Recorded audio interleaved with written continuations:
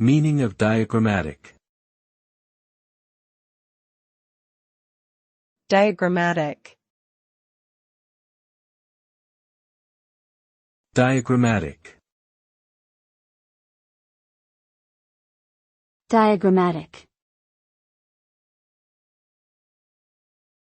Diagrammatic. The word diagrammatic refers to something that is presented or represented in the form of a diagram.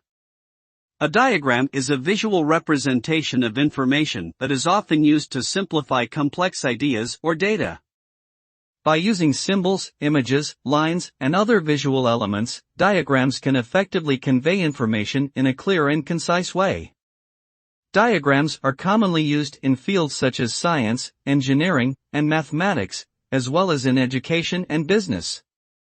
The result of presenting information diagrammatically is often improved understanding and easier communication of complex concepts.